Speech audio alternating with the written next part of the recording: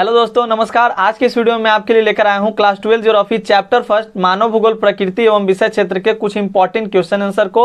और फ्रेंड्स, इस वीडियो के सभी क्वेश्चन सिलेक्टेड तथा अच्छे लेवल के हैं, वही क्वेश्चंस को लिया गया है जो आपके एग्जामिनेशन के लिए इंपॉर्टेंट रहेंगे। तो वीडियो को पूरा जरूर देखिएगा। शुरू करेंगे अपने पहले क्वेश्चन से।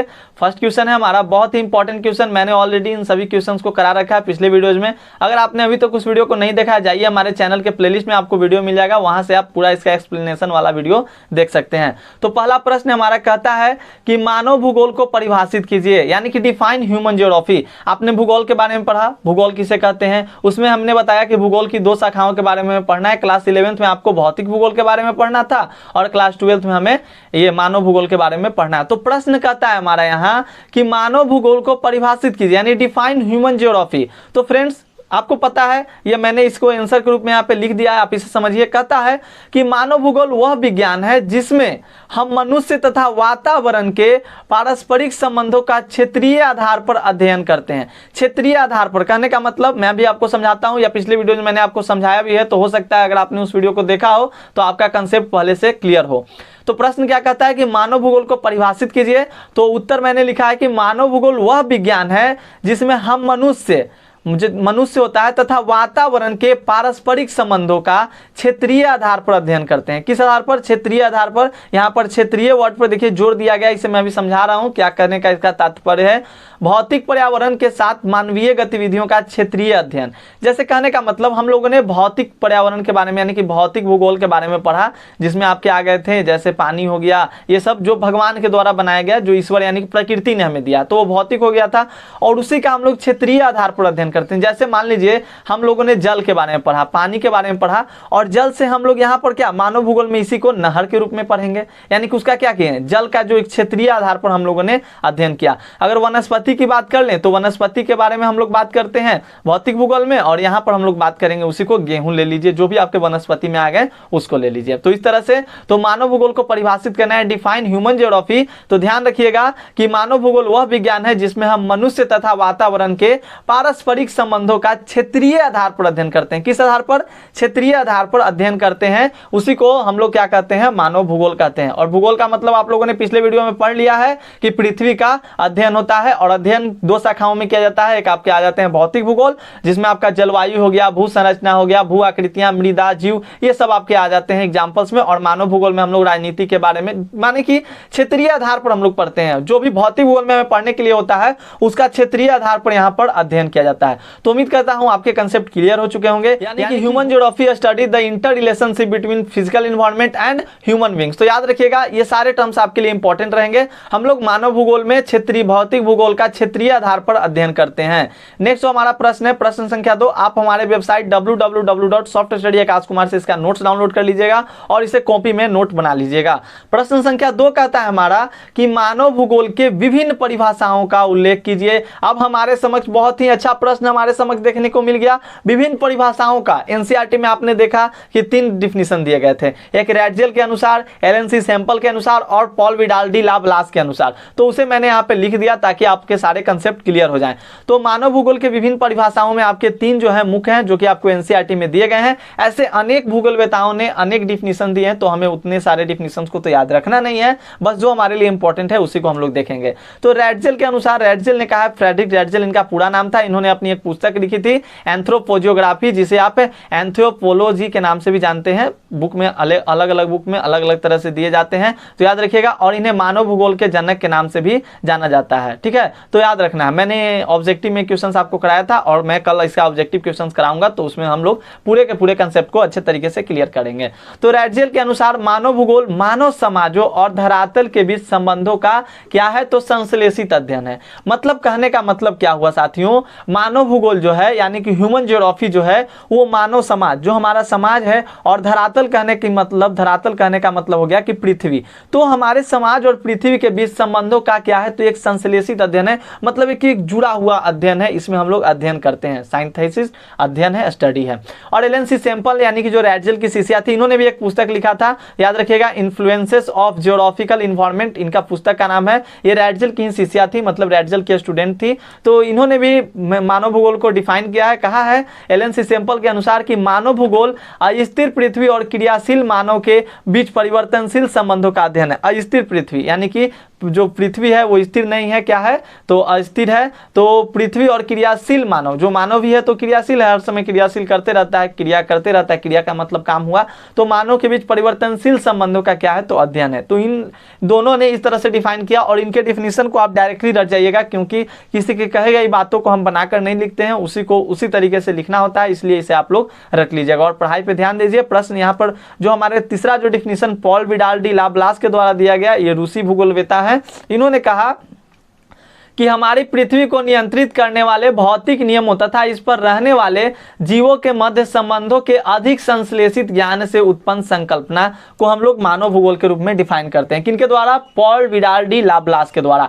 पॉल विडाल डी लाप्लास ने कहा कि हमारी पृथ्वी को नियंत्रित करने वाले भौतिक नियमों तथा इस पर रहने वाले जीवों के मध्य संबंधों के अधिक संश्लेषित ज्ञान से उत्पन्न क्या है तो यह एक संकल्पना है। याद रखिएगा, इन सारे डिफिनीशन को रट जाइएगा। एक आपके बुक में एक नाम दिया जाता है, इससे भी प्रश्न बन जाते हैं, इसलिए मैंने इसको भी लिख दिया। 4 डिफिनीशन मैंने आपको दिखाया यहाँ पे एल्सवर्थ हंटिंगटन के अनुसार, क्योंकि इन्होंने अपने भूगोल में अहम योगदान दिया है मानव भूगोल के अंतर्गत, तो इनका बहुत अच्छा योगदान रहा, इसलिए मैंने यहाँ पे इनका लिखा। तो भौगोलिक पर्यावरण तथा मानवीय क्रियाकलापों के पारस्परिक संबंधों का अध्ययन ही मानव भूगोल का विषय है। किनके द्वारा? तो एल्सवर्थ हंटिंगटन के अनुसार। दोस्तों ये चारों के चारों डिफिनीशन आपको फुल्ली रट जाने हैं, क्योंकि आपके लिए इंपॉर्टेंट रहेगा। आपके एग्जामिनेशन में अगर पूछ दे कि बताइए मानव भूगोल को डिफाइन कीजिए किनके अनुसार, रेडजेर के अनुसार, तो रेडजेर के अनुसार डिफाइन करना है। कह देगा कि एलन सी सैंपल के अनुसार इसको डिफाइन कीजिए, तो एलन सी सैंपल के अनुसार इसे डिफाइन करना है। तो कहीं ना कहीं आपके लिए इंपॉर्टेंट रहेगा। और मैं फिर कह रहा हूं, आप लोग अगर चैनल पर नए होंगे तो प्लीज चैनल को सब्सक्राइब कर लीजिएगा और वीडियो को लाइक जरूर से जरूर कीजिएगा। दोस्तों प्रश्न संख्या 3 को देखिए, 3 प्रश्न आपके लिए काफी ज्यादा इंपॉर्टेंट है और ये एनसीईआरटी का प्रश्न है। हालांकि ऊपर वाले जो प्रश्न थे वो आपके एनसीईआरटी बुक से ही मिलते जुलते प्रश्न थे, एनसीईआरटी एक्सरसाइज के प्रश्न थे। और यहाँ पर प्रश्न संख्या 3 को देखिए, मैंने जितने भी क्वेश्चन लिए हैं इंपॉर्टेंट है, वही क्वेश्चन को लिया है जो आपके एग्जामिनेशन में आने की जिसकी संभावना अत्यधिक है। कहता है कि मानव भूगोल के कुछ उपक्षेत्रों के नाम बताइए। यानी कि मानव भूगोल में भी क्या हुआ, इसके उपक्षेत्र बन गए, जैसे कि सांस्कृतिक भूगोल बन गया, जिसमें हम लोग संस्कृति के बारे में अध्ययन करते थे, समाज के बारे में अध्ययन करने लगे तो सामाजिक भूगोल नाम दे दिया गया, नगर के बारे में तो नगरीय भूगोल, जनसंख्या के बारे में जनसंख्या भूगोल, राजनीतिक भूगोल, आवास भूगोल, आर्थिक भूगोल, अनेकों हैं। बहुत सारे मानव भूगोल के अंतर्गत भी बहुत सारे उपक्षेत्र हुए, तो उसमें से मैंने कुछ यहाँ पे नाम लिखे, जैसे कि सांस्कृतिक भूगोल, आपका सामाजिक भूगोल, नगरीय भूगोल, जनसंख्या भूगोल और राजनीतिक भूगोल, आवास भूगोल और जो आपका आर्थिक भूगोल। तो इस तरह से आपको कुछ नाम याद रखना है, आपके एग्जामिनेशन में यह क्वेश्चन पूछ दिया जाता है। और हालांकि एनसीईआरटी का क्वेश्चन है, तो एनसीईआरटी के प्रश्नों को तो हम लोग चाह कर भी इग्नोर नहीं कर सकते, इतना ज्यादा इंपॉर्टेंट होता है ये प्रश्न, तो याद रखना है आपको। चलिए अगले प्रश्न की ओर रुख करते हैं दोस्तों। अगला जो हमारा प्रश्न है, भैया बहुत लाजवाब प्रश्न आपके सामने आने वाला है, आपके सामने बहुत लाजवाब प्रश्न आने वाला है। प्रश्न कह रहा है कि मानव भूगोल का क्या महत्व है, what is the importance of human geography. तो इसका आंसर करना है ह्यूमन ज्योग्राफी का क्या इंपॉर्टेंस है। तो दोस्त हम लोग ह्यूमन ज्योग्राफी यानी कि मानव भूगोल में क्या पढ़ते हैं, यही ना पढ़ते हैं कि मानव भूगोल की सहायता से हम पृथ्वी पर जितने भी मानवीय लक्षण होते हैं उनके बारे में अध्ययन कर पाते हैं, यानी कि पढ़ पाते हैं। तो वही बात को लिख देना है, जो जो आपने अभी तक पढ़ रखा है उन्हीं सारी बातों को यहाँ पर तो लिखना है। जैसे कि मानव भूगोल का क्या महत्व है, तो मानव भूगोल की सहायता से हम पृथ्वी पर मानवीय लक्षणों के बारे में अध्ययन कर पाते हैं। जो भी मानव का, जो भी ह्यूमन का लक्षण है, उसका नेचर है, उसके बारे में हम लोग अध्ययन कर पाते हैं, पढ़ पाते हैं। जैसे आपके एग्जाम्पल हो गए, भौतिक भूगोल आपको पता है, मानव भूगोल आपको पता है, भौतिक भूगोल आपने क्लास 11th में पढ़ लिया है। आप यहाँ पे भौतिक भूगोल अब नहीं पढ़ेंगे, आप यहाँ के पढ़े मानव भूगोल। लेकिन मैंने डिफिनीशन में क्या बताया, मानव भूगोल किसे कहते हैं, साथ साथ भौतिक भूगोल के साथ साथ इसका हम लोग भौतिक भूगोल का ही अध्ययन करते हैं एक क्षेत्रीय आधार पर, यानी कि एक क्षेत्र के रूप में बांट कर। जैसे कि गाँव हो गया, तो गाँव को भी बसाया किसने, भगवान नहीं बसाया, नेचर नहीं बसाया, जिसे कई लोग नेचर कहते हैं उसे हम लोग भगवान कहते हैं। तो वही बात है। तो गाँव, शहर, नहरें, सड़क, रेल, कृषि उद्योग आदि ये सभी क्या है, मनुष्य द्वारा बनाए गए, लेकिन मनुष्य द्वारा बनाए गए हैं, लेकिन भौतिक भूगोल की सहायता से ही तो बनाया गया है ना। तो मनुष्य द्वारा बनाए गए और मानवीय संस्कृति का भी नेतृत्व करते हैं, नेतृत्व करेगा ही। मानव ने जिस चीज को बनाया तो वो मानव की संस्कृति का नेतृत्व करेगा ही। तो ये आपके लिए इंपॉर्टेंट बन जाता है। मानव जीवन की पर प्रकृति का बहुत बड़ा प्रभाव पड़ता है, धरातल पर समस्त मानवीय जगत एवं उसकी क्षमता का अध्ययन कर पाते हैं। तो हम लोग मानव भूगोल का हमारे जीवन में क्या महत्व है साथियों, what is the importance of human geography in our life है। काफी ज्यादा इंपॉर्टेंट प्रश्न आपके लिए बनता है। तो इसका सिंपल सा आप यही जवाब दीजिए कि मानव भूगोल की सहायता से हम पृथ्वी पर मानवीय लक्षणों के बारे में अध्ययन कर पाते हैं, यानी कि पढ़ पाते हैं, यानी कि मानव के और जो हमारा पर्यावरण है इसके रिलेशन को हम लोग क्या कर पाते हैं, पढ़ पाते हैं, किस तरह से क्या इनका रिलेशन है, किस तरह से मानव का प्रकृतिकरण हुआ, प्रकृति का मानवीकरण हुआ, ये सब हम लोग मानव भूगोल के अंतर्गत पढ़ पाते हैं। और मानव भूगोल का महत्व यही हमारे लाइफ में है। तो याद रखिएगा कहीं ना कहीं आपके लिए मानव भूगोल का महत्व भी आपके एग्जामिनेशन के लिए इंपॉर्टेंट बन जाता है। अगला जो हमारा प्रश्न है, ये तो प्रश्न भैया इसको चाह कर भी आप नहीं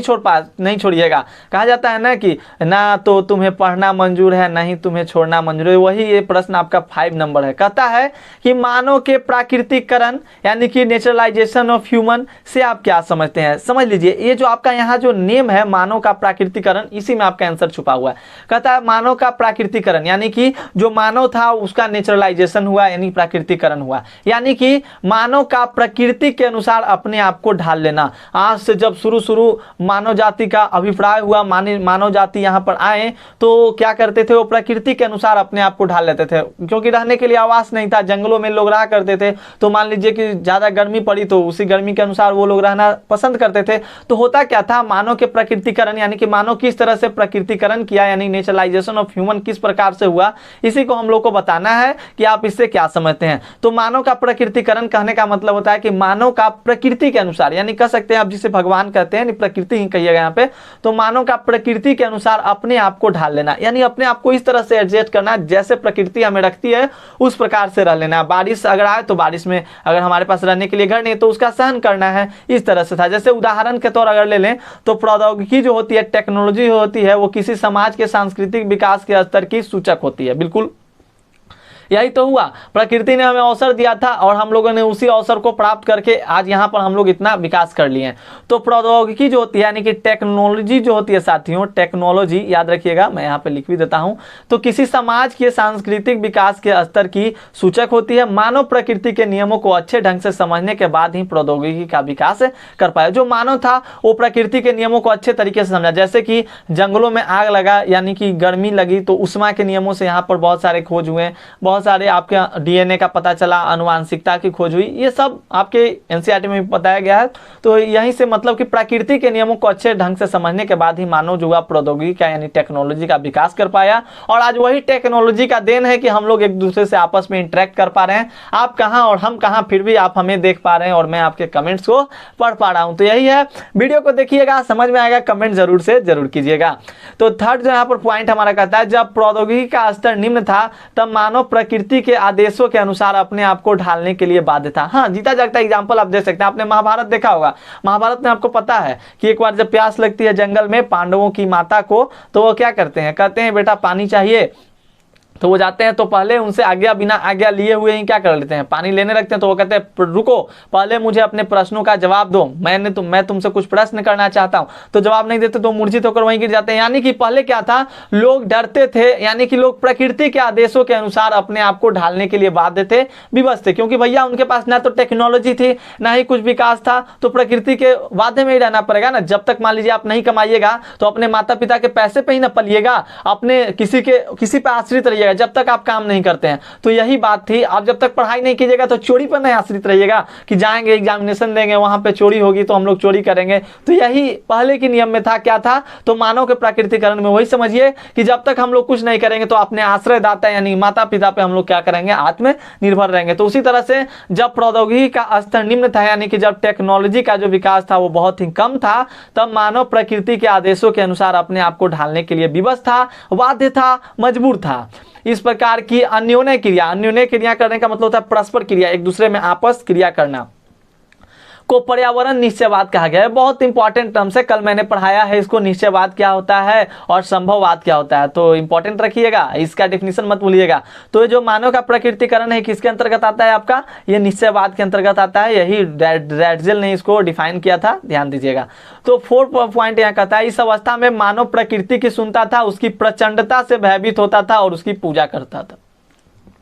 सिंपल, आग है तो अग्नि देवता, पानी है तो जल देवता, तो यही सब था पहले, मतलब कि अभी भी हम लोग करते नहीं हैं। अग्नि देवता, सूर्य हमें लाइट प्रकाश देते हैं तो कहते हैं सूर्य देवता, सूर्य भगवान है। इस तरह से अभी भी हम लोग प्रकृति के क्या करते हैं, प्रकृति की प्रचंडता से भयभीत रहते हैं। हम लोग अभी भी डरते रहते हैं, कहते हैं ना कि अरे नहीं ये होगा तो ऐसे हो जाएगा, ऐसे हो जाएगा, इस तरह से करते रहते हैं। तो ये होता है, इस अवस्था में मानव प्रकृति की सुनता था। किस अवस्था में भाई, मानव के प्रकृतिकरण यानी कि निश्चयवाद की अवस्था में। निश्चयवाद डिफाइन किया गया उसको, जिसे आप नियतिवाद के नाम से भी जानते हैं, तो याद रखिएगा। और इस अवस्था में मानव प्रकृति की सुनता था, उसकी प्रचंडता से भयभीत होता था और उसकी पूजा करता था। देवी त्वमेव माता च पिता त्वमेव, पूजा करते चलता था। और पॉइंट देखिए, मैंने यहाँ पर जितने भी आंसर लिखे आपने गौर किया होगा, पॉइंट वाइज लिखा है। क्यों? क्योंकि पॉइंट वाइज लिखने से आपको लगेंगे भी नहीं कि बड़ा प्रश्न है और बड़ा आंसर भी नहीं लगेगा। आप सारे क्वेश्चन को अच्छे तरीके से याद कर लीजिए। मान लीजिए आपके एग्जामिनेशन में आप 2 पॉइंट को भूल भी जाते हो ना, तो यहाँ से आप आसानी से 1-2 पॉइंट तो जरूर लिख दीजिएगा। और मैं बता दे रहा हूँ, अगर आप अच्छे से मेरी बातों को सुनिएगा तो बड़े फायदे में आप रहेंगे, बड़े मजे में रहेंगे। मेरी बात को जो भी सुना है, जो भी सुनेगा वो फायदे में ही रहेगा भैया। तो फायदे में रहना है तो मेरी बातों को अच्छे तरीके से सुनिए। यहाँ पर देखिए 5वां नंबर जो हमारा पॉइंट कहता है, यह पर्यावरण को नुकसान किए बगैर समस्याओं को सुलझाने पर बल देती थी। मनुष्य प्राकृतिक संसाधनों पर प्रत्यक्ष रूप से निर्भर रहते थे। क्या बात है, निर्भर तो अभी भी हम लोग हैं, प्राकृतिक संसाधन पर अभी भी हम लोग निर्भर हैं। बिना प्रकृति के क्या हम लोग चल सकते हैं एक दूसरे से?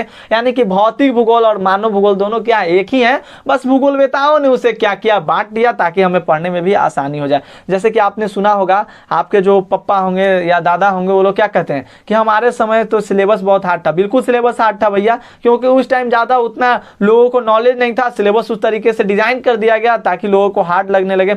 लेकिन आज वही सिलेबस में संशोधन किया जा रहा है, धीरे धीरे संशोधन करते करते आज हम लोग का सिलेबस इतना आसान बन चुका है कि हम लोग उसे आसानी से फेस कर पाते हैं और अच्छे से कंप्लीट कर पाते हैं। और प्रश्न यहाँ पर जो पॉइंट यहाँ पर 6 है, देखिए इस तरह से मानव का प्राकृतिकरण हुआ। तो मैंने पढ़ाया आपको कि मानव के प्राकृतिकरण से यानी कि आप नेचुरलाइजेशन ऑफ ह्यूमन से आप क्या समझते हैं। तो आपने पढ़ा कि इसमें जनरली क्या आपको एक ही बात याद रखना है, जनरली कि मानव का प्रकृति के अनुसार अपने आप को ढाल लेना। जो हम लोग हैं वो प्रकृति के अनुसार अपने आप को ढाल लेते हैं, यही होता है नेचुरलाइजेशन ऑफ ह्यूमन। यानी समझ लीजिए, याद कर लीजिए, नेचुरलाइजेशन ऑफ ह्यूमन का मतलब कि मानव का प्रकृति के अनुसार अपने आप को ढाल लेना। याद रखिए, एक बार मेरे साथ बोलिए आप सभी लोग, मानव का प्रकृति के अनुसार अपने आप को ढाल लेना क्या कहलाया? मानव का प्राकृतिकरण। अब जानिए, जब आपको कह दिया गया कि मानव का प्रकृति के अनुसार अपने आप को ढाल लेना, यानी कि जनरल सी बात है, हम लोग प्रकृति के अनुसार ढालेंगे तो उससे डरेंगे, उसकी प्रचंडता से भयभीत होंगे, उसी पे आश्रित रहेंगे। तो इन सारे पॉइंट्स को आप अगर नहीं भी याद रहे तो आप बनाकर लिख सकते हैं। और मुझे बहुत सारे कमेंट्स आते हैं कि क्या मैं इन सभी प्रश्नों को अपने से बनाकर लिख सकता हूं। अरे भैया बिल्कुल लिख सकते हो दोस्त, लिखा तो कीजिए, कौन आपको मना किए हुए। मैं आपको कंसेप्ट दे रहा हूं, समझते चलिए और लिखते चलिए। मैंने एक आंसर यहाँ पर इसलिए लिखा ताकि मान लीजिए जिनको फेयर बनाना होगा फेयर बना लेंगे। सारे चैप्टर का मैं कराने वाला हूँ। मैंने अब शुरू में बताया कि मैं सारे चैप्टर का क्वेश्चन आंसर प्लस ऑब्जेक्टिव कराऊंगा।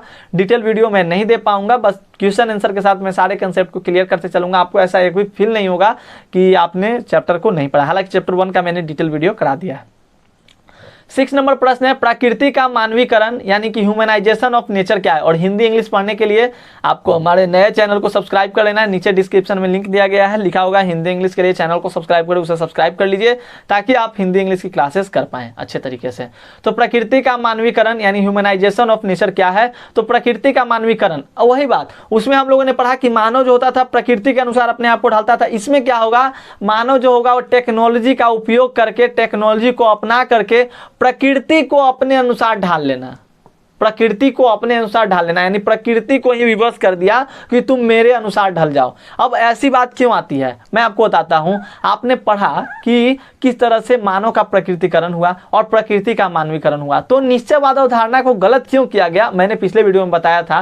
क्योंकि देखिए कहीं ना कहीं अवधारणा गलत थी, क्योंकि प्रकृति का अगर नियम रहे तो सब जगह एक जैसा रहना चाहिए। लेकिन यही आप एग्जाम्पल देख सकते हैं, एनसीईआरटी का एग्जाम्पल मैं ले लूं तो भूमध्य सागरीय प्रदेश जो आपका स्थित है, भूमध्य सागर में स्थित है आपका यूनान हो गया, रोम हो गया, तो कुछ ऐसी वहां की सभ्यताएं हैं का विकास हुआ, कुछ इस तरह से विकास हुआ। और उसी तरह से जो भूमध्य सागर के अन्य जो देश थे उनके कुछ भाग थे, जैसे आपके ऑस्ट्रिया हो गया, चिली, दक्षिणी अफ्रीका और बहुत सारे आपके हैं कैलिफोर्निया, ये सब हो गए भूमध्य सागरीय जलवायु है। लेकिन इन दोनों में समानता देखने को नहीं मिलता है। जैसे कि जो विकास, जो सभ्यता आपको यूनान में देखने को मिलेगा वो सभ्यता आपको कैलिफोर्निया में नहीं देखने को मिलता है। जबकि है क्या, भूमध्य सागरीय देश है सब, इसका बहुत सारा भाग भूमध्य सागर से बिलोंग करता है। फिर भी यहाँ पर नहीं देखने को मिलता है। तो इस तरह से कहा गया कि जो प्रकृति है वो सभी के साथ एक जैसी बर्ताव नहीं करती है, हर जगह उसका अलग रूप है। इसीलिए प्रकृति का मानवीकरण यानी कि यहाँ पर संभववाद अवधारणा का प्रस्तुति किया गया था और इसे आप लोग ध्यान में रखिएगा। तो प्रकृति का मानवीकरण यानी कि ह्यूमनाइजेशन ऑफ नेचर। अब क्या हुआ, लोगों का नेचर का ह्यूमनाइजेशन होने लगा, ठीक है। तो यानी कि प्रकृति का मानवीकरण, तो मानव का तकनीकी को अपनाकर प्रकृति को अपने अनुसार ढाल लेना, यानी किसको ढाल लेना, प्रकृति को अपने अनुसार ढाल लेना, नेचर को अपने अनुसार कर लेना। जैसे उदाहरण के तौर पर देखिए, कृषि, नगर, पुलों का निर्माण कर दिया, आदमी ने किया। पहले से था नहीं ना, पहले से तो पानी था, लेकिन कृषि, नगर, पुलों का निर्माण हो गया। महासागरों में समुद्री मार्ग के रूप में उपयोग किया गया महासागरों को। अंतरिक्ष में उपग्रह का प्रक्षेपण किया गया। तो ये सारे आपके एग्जाम्पल्स के तौर पे आते हैं। थर्ड जो पॉइंट है, कहता है आपका कि समय के साथ मानव बेहतर तकनीक विकसित कर लेता है और पर्यावरण से प्राप्त संसाधनों के द्वारा संभावनाओं को जन्म देता है। बिल्कुल संभावनाओं को जन्म देने लगा। जैसे कि क्या, पहले तो अंतरिक्ष था, अंतरिक्ष तो है भाई, लेकिन अब उसमें क्या किया, उपग्रह का प्रेक्षण करने लगा। तो संभावना को क्या करने लगा, यहाँ पे उत्पन्न देने लगा। सागर में पुल बनाने लगा, गंगा नदी पे बड़े बड़े पुल बनाए जाने लगे। तो मानव ने क्या किया, संभावनाओं को एक यहाँ पर संभावनाओं को उत्पन्न करने लगा। मानव जो था संभावनाओं, ठीक है, तो संभावनाओं को मानव क्या करने लगा, उत्पन्न करने लगा। तो ध्यान रखिएगा, ये आपके लिए इंपॉर्टेंट रहेगा। हाँ, ये आपके बिल्कुल याद रखना है, मैं नाम बता दूंगा। प्रकृति अवसर प्रदान करती है और मानव उनका उपयोग करता है तथा धीरे धीरे प्रकृति का मानवीकरण हो जाता है। तो इसमें क्या होता है कि प्रकृति हमें अवसर प्रदान करती है, और भैया प्रकृति तो अवसर प्रदान करती ही है। आज आपको अवसर प्रदान किए हुए पढ़ने के लिए, तो आप पढ़िए और प्रकृति का मानवीकरण कीजिए। तो प्रकृति अवसर प्रदान करती है, मानव उनका उपयोग करता है तथा धीरे धीरे प्रकृति का मानवीकरण हो जाता है। यह एग्जाम्पल जो आपका है संभववाद का है। तो याद रखिएगा, आपके एग्जामिनेशन में कभी कभी पूछा जाता है कि प्रकृति अवसर प्रदान करती है, मानव उनका उपयोग करता है, धीरे धीरे प्रकृति का मानवीकरण हो जाता है। किसका एग्जाम्पल, किस अवधारणा को बताता है, तो आपको बताना है कि यह अवधारणा किसकी है, प्रकृति का मानवीकरण यानी कि संभावनावाद, ठीक है। तो उम्मीद करता हूं ये भी क्वेश्चंस आपको क्लियर हो गए। क्वेश्चन नंबर 6 सिंपल क्या याद रखना है दोस्त, कि प्रकृति का मानवीकरण मतलब कि मानव का तकनीकी को अपनाकर प्रकृति को अपने अनुसार ढाल लेना। तो ये सारे प्रश्न आपके लिए इंपॉर्टेंट है। अगला जो हमारा प्रश्न है, प्रश्न संख्या 7 को देखिए, ये भी आपके लिए काफी ज्यादा इंपॉर्टेंट है। निश्चयवाद, तो अभी हम लोगों ने पढ़ा मानव का प्रकृतिकरण, ठीक है, और फिर हम लोगों ने पढ़ा था प्रकृति का मानवीकरण। तो वही से ये इंपॉर्टेंट है। और यह जो विचारधारा है, पुरानी विचारधारा है, इसके अनुसार क्या किया जाए, निश्चयवाद के अनुसार कि भौगोलिक संरचना, जलवायु, वनस्पति और जीव जंतु पर्यावरण का निर्माण करते हैं और यही पर्यावरण समाज, राष्ट्र, संस्कृति, जीवन शैली, विकास आदि को नियंत्रित करता है। तो सही बात है। लोगों का मानना क्या था कि जो भौतिक, आपके जो भौतिक भूगोल है, भौतिक जो पर्यावरण है, तो ये आपकी भौगोलिक संरचना, जलवायु हो गया, वनस्पति हो गया, जीव जंतु, मैंने एग्जाम्पल दिया। वनस्पति से गेहूं के बारे में हम लोग अध्ययन करते हैं क्षेत्रीय आधार पर, तो मानव भूगोल के अंतर्गत आ गया। अगर जल से हम लोग नहर के बारे में, आहार के बारे में अध्ययन करते हैं, नदी के बारे में अध्ययन करते हैं, तो आपका क्षेत्रीय आधार पर अध्ययन हो गया, तो ये भी आपके मानव भूगोल के अंतर्गत आ गया। तो इसी प्रकार से क्या हुआ कि भौगोलिक संरचना से पर्यावरण, समाज, राष्ट्र, संस्कृति, जीवन शैली, विकास है, तो इसके नियंत्रित करता है। तो ये निश्चयवाद की संकल्पना थी, अवधारणा थी, याद रखिएगा। और इस अवस्था में मानव प्रकृति की सुनता था, उसकी प्रचंडता से भयभीत होता था तथा प्रकृति की पूजा करता था निश्चयवाद में, क्योंकि ये पुरानी विचारधारा थी। और सबसे पहले क्या हुआ था, वही हुआ था, मानव का प्रकृतिकरण हुआ था, यानी कि याद रखना है। अगला जो हमारा प्रश्न है, प्रश्न संख्या 3 कहता है दोस्तों, याद रखिएगा, ये भी प्रश्न, ये भी पॉइंट आपके लिए इंपॉर्टेंट है। पॉइंट, सॉरी, प्रश्न नहीं, पॉइंट। प्रश्न तो हमारा है कि निश्चयवाद संकल्पना की व्याख्या कीजिए। तो यहाँ पर इस अवस्था में प्रकृति के समक्ष मानव निष्क्रिय था।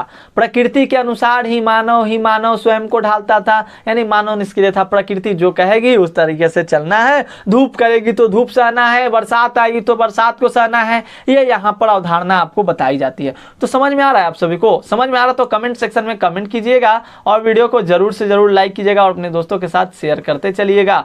और यहाँ पर जो हमारी बातों को सुनेगा उसको तो फायदा होगा, तो मेरी बातों को भी सुनते चलिएगा आप। इस अवस्था में मानव ने अपने आप को प्रकृति के द्वारा दी गई सुविधाओं के अनुसार ढाल लिया था। इस सामंजस्य को पर्यावरण निश्चयवाद कहा गया, यानी कि प्रकृति के अनुसार अपने आप को ढालना, यह निश्चयवाद की अवधारणा थी। और यह विचारधारा जो थी पुरानी विचारधारा थी, और इसी का विपरीत जो विचारधारा आया संभववाद की विचारधारा है। और मैंने बताया एग्जाम्पल के तौर पे आपको भूमध्य सागरीय का एग्जाम्पल देगा, जिसके कारण संभववाद का यहाँ पे उत्पन्न हो गया। तो ये भी आपके लिए इंपॉर्टेंट बनता है। अभी मैंने खाना खाया था तो थोड़ा समझ रहे हैं। 8 नंबर हमारा प्रश्न है संभववाद संभावनावाद विचारधारा क्या था, यानी संभववाद कहिए या संभावनावाद कहिए, तो यह विचारधारा क्या था भैया, वही विचारधारा था, यानी कि उसका उल्टा होगा, जो निश्चयवाद था उसका उल्टा कर देगा। तो यह विचारधारा के अंतर्गत मनुष्य प्रकृति का दास है पूरी तरह स्वीकृत कर दी जाती है, अस्वीकृत कर दी जाती है, सॉरी ध्यान दीजिएगा। इस विचारधारा के अंतर्गत मनुष्य जो है प्रकृति का दास है पूरी तरह अस्वीकृत कर दी जाती है, मतलब इसको रिजेक्ट कर दिया जाता है, रिफ्यूज कर दिया जाता है, डेनी कर दिया जाता है, पोस्टपोन कर दिया जाता है, सस्पेंड कर दिया जाता है। कहता है संभववाद में क्या कहते हैं, जो आपके संभववाद विचारक थे, तो उन्होंने कहा कि इस विचारधारा के अंतर्गत जो आपकी जो पुरानी विचारधारा थी कि मनुष्य जो है प्रकृति का दास है, यानी कि मानव का प्रकृतिकरण होता है, यह इसको बिल्कुल गलत कर दिया जाता है। वही एग्जाम्पल मैंने बताया किस कारण से गलत किया गया, वही सारे एग्जाम्पल देखा गया कि प्रकृति जो है वो सभी जगह मतलब उसी तरह का कंडीशन वहां पर भी है, भौतिक पर्यावरण उसी तरह का, लेकिन जो मानव का विकास हुआ उसमें क्या हुआ, अलग अलग से वहां पर डेवलपमेंट हुए, वहां की संस्कृति अलग देखने को मिली, जिसके कारण यहाँ पर संभववाद अवधारणा विचारधारा क्या हुआ, उत्पन्न हो गया। पर यहाँ पर पॉइंट 2 आपका है कि इसके अनुसार प्रकृति के तत्वों को चुनने के लिए मानव स्वतंत्र है इसके अनुसार संभववाद में, ये प्रकृति का दास नहीं है। यहाँ क्या करता है, मानव जो हो गया वही प्रकृति को अपना गुलाम बनाने की ओर लगा हुआ है। यहाँ पर थर्ड पॉइंट है समय के साथ मानव बेहतर तकनीक विकसित कर लेता है और पर्यावरण से प्राप्त संसाधनों के द्वारा संभावनाओं को जन्म देता है। बस टेक्नोलॉजी का विकास हुआ और धीरे धीरे मानव क्या किया, संभावनाओं को उत्पन्न करने लगा। पहले गेहूं पीसने के लिए उपयोग करते होंगे लोग जांता का, अब देखिए आज क्या उपयोग होता है, मशीन का। तो मानव ने क्या किया, टेक्नोलॉजी का उपयोग किया और सारे संसाधनों संभावनाओं को क्या किया, जन्म दिया, यानी कि प्रोबेबिलिटी को यहाँ पर उत्पन्न किया। पॉइंट 4 है उदाहरण अगर ले लें हम लोग, कृषि हो गए, नगर हो गए, पुलों का निर्माण, महासागरों का समुद्री मार्ग के रूप में उपयोग, अंतरिक्ष उपग्रह प्रेक्षण। तो आपको लग रहा होगा कि अरे ये तो मैंने ऊपर भी पढ़ा, तो सिंपल वही मैंने वहां पर भी आपको बोला था कि संभववाद के अवधारणा के अंतर्गत आएगा। दोस्तों भी है, यहाँ पे प्रकृति अवसर प्रदान करती है और मानव उनका उपयोग करता है और मानवीय क्रियाओं की छाप चारों ओर नजर आती है। बिल्कुल प्रकृति अवसर प्रदान करती है, मानव उसका उपयोग करता है, संभववाद के अंतर्गत आता है। 9 नंबर प्रश्न काफी ज्यादा ये भी इंपॉर्टेंट है, तो इस चैप्टर के कुछ इंपॉर्टेंट प्रश्न मैं आपको लास्ट में पूरा एक तरह से रिवाइज कर दूंगा ताकि आपको किसी तरह का कोई कंफ्यूजन न रहे। 9 निश्चयवाद संकल्पना की व्याख्या कीजिए। अब देखिए हुआ क्या, आपके अंतर्गत निश्चयवाद अवधारणा, संभववाद अवधारणा, 2 तरह की अवधारणाएं आपको देखने को मिली। तो क्या हुआ, अब दोनों अवधारणा एक दूसरे से लड़ने लगे। अब मान लीजिए 2 पक्ष के पार्टी बन जाएंगे, कांग्रेस और बीजेपी, तो क्या होगा, दोनों में तो ऐसे हो ही जाएगा ना, लड़ाई होने लगेगा दोनों में, तो इस तरह से होना भाई वाजिब सी बात है। तो ये बात यहाँ पर भी हो गया, क्या हुआ कि निश्चयवाद और संभववाद दोनों आपस में टकराने लगे। तो ग्रिफिथ टेलर साहब, टेलर का मतलब जानते हैं, टेलर का काम क्या होता है, टेलर क्या करता है, दर्जी क्या करता है, कपड़े को सिलता है। तो ग्रिफिथ टेलर साहब ने क्या किया कि दोनों अवधारणाओं को, निश्चयवाद अवधारणा और संभववाद अवधारणाओं को एक दूसरे से जोड़ दिया, मतलब इस तरह से कनेक्ट कर दिया कि लोग आपस में ना लड़े, मतलब दोनों लोगों की बातों को इन्होंने सही कर दिया। बोला कि ना भाई, ना तुम गलत हो ना तुम गलत हो, ना निश्चयवाद वाला गलत है ना संभववाद वाला गलत है, दोनों सही हो, ठीक है। तो उन्होंने बताया इस विचारधारा के जनक जो आपके थे ग्रिफिथ टेलर महोदय जी थे, लड़ाई को सुलझाने वाले। यह विचारधारा पर्यावरणीय निश्चयवाद और संभावनावाद के बीच के मार्ग को प्रस्तुत कर दी। यह पर्यावरण को नुकसान किए बगैर समस्याओं को सुलझाने पर बल देती है। कैसे, हम लोग आगे देखेंगे आगे के पॉइंट में। तो पॉइंट नंबर 3 कहता है हमारा कि पर्यावरण निश्चयवाद के अनुसार मनुष्य न तो प्रकृति पर पूरी तरह निर्भर होकर रह सकता है और न ही प्रकृति से स्वतंत्र रहकर जी सकता है। देखिए निश्चयवाद में हमने क्या पढ़ा कि मनुष्य जो है वो प्रकृति का दास है, संभववाद में हमने क्या पढ़ा कि प्रकृति जो है वो मनुष्य का दास है, यानी कि मनुष्य जो है प्रकृति को अपना दास बना लेता है। लेकिन ग्रिफिथ टेलर महोदय ने अपनी एक नई अवधारणा, नई संकल्पना दे दी, नौ निश्चयवाद। उन्होंने कहा इसके अंतर्गत उन्होंने इसको डिफाइन किया, बताया कि जो मनुष्य ना तो प्रकृति पर पूरी तरह निर्भर है, यानी कि पूरा प्रकृति पर निर्भर भी नहीं है और न ही पूरी तरह प्रकृति से स्वतंत्र भी है, यानी कि दोनों एक दूसरे से आपस में जुड़े हुए हैं। और सोचने वाली बात है, बिल्कुल ये बात सही भी है। अगर भौतिक पर्यावरण हमारे पास ना हो, जल वायु हवा ये सब हमारे पास ना हो, तो हम लोग का मानव भूगोल क्या काम करेगा, नहीं। तो ये दोनों क्या है, एक दूसरे से इंटर रिलेशन है। जिस तरह से संबंध आपका किसी और के साथ रिलेशन है, जन्म जन्म का साथ है हमारा तुम्हारा, उसी तरह से भौतिक भूगोल और मानव भूगोल का जन्म जन्म का साथ है इसका भी। और इसे तो कुछ भूगोलवेताओं नहीं नापा है। भूगोलवेता मतलब जो भूगोल के बारे में अध्ययन करते हैं, ठीक है दोस्तों। तो यहाँ पर पॉइंट 4 को भी हम लोग देखते हैं। प्रकृति पर विजय पाने के लिए प्रकृति के ही नियमों का पालन करना एवं उसे विनाश से बचाना होगा। इसमें एक बहुत अच्छी अवधारणा को दिया गया, क्या कि प्रकृति पर अगर आपको विजय पाना है, नेचर पे आपको अपना झंडा फहराना है, तो आपको क्या करना होगा, इनके नियमों को पालन करना होगा और उसे विनाश से बचाना होगा। तो ये पॉइंट भी आपके लिए इंपॉर्टेंट रहेगा, सो इसे भी आप लोग इग्नोर नहीं करना। यहाँ पर पॉइंट 4 देखिए, प्राकृतिक देनों का प्रयोग करते हुए प्रकृति के सीमाओं का ख्याल रखना चाहिए। उदाहरणार्थ औद्योगिकरण करते हुए जंगलों को नष्ट होने से बचाना चाहिए। तो नौ निश्चयवाद के अंतर्गत इन सभी संकल्पनाओं को पढ़ा गया। तो दोस्तों हम लोगों ने 3 बहुत ही इंपॉर्टेंट निश्चयवाद संकल्पना, देखिए 7 नंबर क्वेश्चन आपके लिए इंपॉर्टेंट है। संभववाद संकल्पना, संभववाद विचारधारा क्या था और नौ निश्चयवाद क्या था, ये तीनों आपके लिए इंपॉर्टेंट है। मानव का प्रकृतिकरण, प्रकृति का मानवीकरण, ये भी इंपॉर्टेंट है। मानव भूगोल किसे कहते हैं, ये भी इंपॉर्टेंट है। और जो हमारा 10 नंबर क्वेश्चन है, यानी कह सकते हैं कि लास्ट क्वेश्चन है, हालांकि इसके बाद भी कुछ क्वेश्चन हैं लेकिन वो आपके लिए होंगे, तो उसे भी आपको देखना है, वीडियो को लास्ट तक देखिए। मानव भूगोल के विषय क्षेत्र पर एक टिप्पणी लिखिए। टिप्पणी क्या लिखना है, हम लोगों ने जितना पढ़ा उसको लिख देंगे, हम लोगों ने जितने क्वेश्चंस को किए उसे लिख देंगे। तो देखिए मानव भूगोल जिसमें मनुष्य तथा वातावरण के पारस्परिक संबंधों का क्षेत्रीय आधार पर अध्ययन करते हैं, भली भांति आप परिचित हैं। पृथ्वी तल पर पाए जाने वाले मानवीय तत्वों को समझने व उनकी व्याख्या करने के लिए मानव भूगोल सामाजिक विज्ञानों के सहयोगी विषयों जैसे सामाजिक विज्ञान, मनोविज्ञान, कल्याण अर्थशास्त्र, समाजशास्त्र, राजनीति विज्ञान, सैन्य विज्ञान, कृषि विज्ञान, यानी कि मानव भूगोल से बहुत सारे विज्ञान आपके उत्पन्न हुए, बहुत सारे। तो इनके ज्ञान के विस्तार के साथ नए उपक्षेत्रों का विकास होता है, यही मानव भूगोल का विषय क्षेत्र है। तो मानव भूगोल का विषय क्षेत्र यही है, आपको इसी के बारे में पूरा का पूरा लिख देना है, राइट कर देना है। और दोस्तों मैंने 11 नंबर क्वेश्चन आपके लिए रखा है, तो इस प्रश्न को थोड़ा आप लोग देख लीजिए और डू योरसेल्फ है, तो इसे आपको करना है, आपको खुद से इसका आंसर आपको लिखना है। प्रश्न बहुत ही इंपॉर्टेंट है, नोट भी कर लीजिएगा। प्रश्न कहता है कि निश्चयवाद और संभववाद में अंतर बताइए। मैंने आपको ऊपर अच्छे खासे एक्सप्लेनेशन दे रखे हैं, उसी के अंतर्गत आपको पॉइंट वाइज लिखना है। तो दोस्तों आज के इस वीडियो में मैंने आपको बताया, सबसे पहले हम लोगों ने किया कि मानव भूगोल से आप क्या समझते हैं, मानव भूगोल के उपक्षेत्रों के बारे में पढ़ा। हम लोगों ने मानव का प्रकृतिकरण, प्रकृति का मानवीकरण और भी बहुत सारे पॉइंट, संभववाद, निश्चयवाद, नौ निश्चयवाद, ये सारे अवधारणाओं का हम लोगों ने पढ़ा। हम लोगों ने मानव भूगोल के अनेक डेफिनेशन देखे। तो उम्मीद करता हूं देखिए अगर आपने इस चैप्टर को नहीं भी पढ़ा है तो क्वेश्चन आंसर आप करिएगा, प्रश्नोत्तर करिएगा, तो मेरे समझ से आपके सारे डाउट क्लियर हो जाने चाहिए। और किसी तरह का कोई डाउट रहे तो मेरा नंबर आप लिख लीजिए 9523, आपको डिस्क्रिप्शन में मिल जाएगा 297596, इस पर आप कॉल करके हमसे पूछ सकते हैं। और इस वीडियो का नोट्स आप डाउनलोड करने के लिए, नोट्स देखने के लिए आप सर्च कीजिएगा गूगल पे, www. नहीं सर्च करना है, आप केवल soft study Akash Kumar search कीजिएगा तो आपको वहां पर मिल जाएगा। सॉफ्ट स्टडी आकाश कुमार लिखने के लिए लिख सकता हूं, बट आप लोग खुद अब समझदार हो चुके हैं, आप लोग बिल्कुल पर डे वेबसाइट को विजिट कीजिए, मैं क्यूजेस भी वहां पे लगाता हूं। तो उम्मीद करता हूं दोस्तों आपको वीडियो समझ में आएगी। इसका एक्सप्लेनेशन वाला वीडियो अगर आपने नहीं देखा तो देख लीजिए, डिस्क्रिप्शन में मैं लिंक दे दूंगा। और मिलेंगे हम लोग अगले वीडियो में, तब तक के लिए धन्यवाद। इसी तरह से प्यार बरसाते रहिए और ज्यादा से ज्यादा वीडियो को शेयर करते रहिए। तब तक के लिए धन्यवाद, take care all of you, स्वस्थ रहिए, मस्त रहिए, पढ़ते रहिए। चलो छोड़ो भी अब जाने दो, चलिए take care all of you, nice to meet you.